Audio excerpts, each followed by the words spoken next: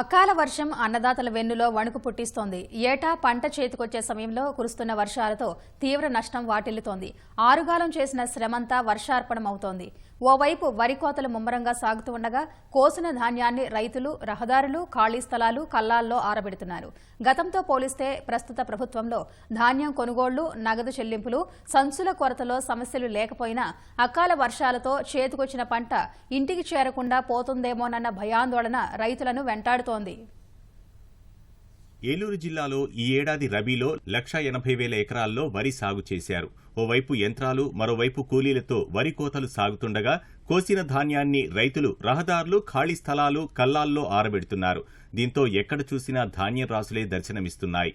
ఈ క్రమంలో ఉన్నట్టుండి మారుతున్న వాతావరణం రైతులను కలవరపాటుకు గురి చేస్తోంది.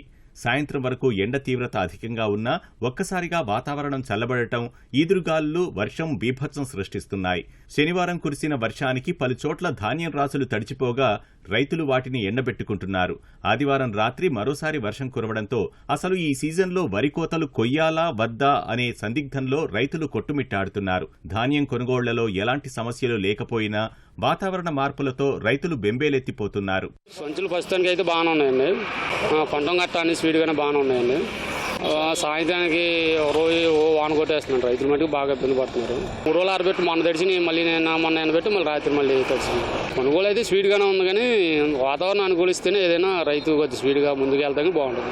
ఏ కూర్చుని కానీ పెడితే సారా పెడితే మామూలుగా వెళ్ళిపోతాయి. మొత్తం నానిపోయింది, కింద కూటు నానిపోయింది. ఆ రాసి మొత్తం నానిపోయింది. సబ్సిడీ మీద ఇస్తేనే 400 అటు ఇటు సబ్సిడీ మీద ఇస్తేనే మనం కొనగలం.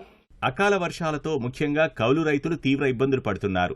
ధాన్యాన్ని కాపాడుకునేందుకు ప్రభుత్వం ఇస్తామన్న రాయితీ టార్పాలిన్లు ఇప్పటికీ చేరకపోవడంతో రైతులు అసహనం వ్యక్తం చేస్తున్నారు.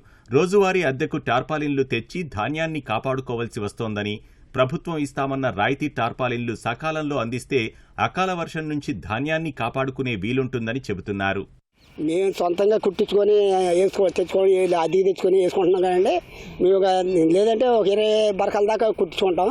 తర్వాత ఇక 30-40 కావాలంటే తెచ్చుకోవడం అదికి.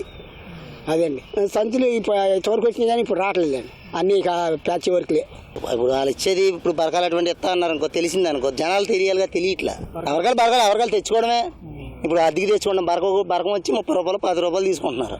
ఆ బరకం తీసుకున్నాయి ఎవరిగా తెచ్చుకొని ఉడుతూ ఉంటారు. వాతావరణం మనం ఏం చేయలేమండి. అది దాన్ని బట్టే మన అవకాశం బట్టి చేసుకొని వెళ్ళిపోతూ ఉంటాం. కలగా బరకాలు ఎత్తే బాగుంటుందండి. నిజమే, ఎత్తే చాలా మంచిదండి. టయానికి మాకు వచ్చిన కాడికి వెళ్ళిపోతే మాకు సరిపోద్ది. అంతమించి ఇంకేముండదు. మేము ప్రభుత్వం కోరుకునేది అదే. రైతు అన్నవాడికి వెళ్ళిపోతే మాకు చాలు. ఈసారి కొద్దిగా మంచి సంచులు వస్తున్నాయండి. ఎవరికి పడుతున్నా కొద్ది మాదిరి ఇప్పుడే బాగున్నాయి సంచులు. ఇంతవరకు అయితే అస్సలు బాగుండేవి కాదు. ఇప్పుడు కొద్ది మాదిరి పర్లా సంచులు బాగానే వస్తున్నాయండి.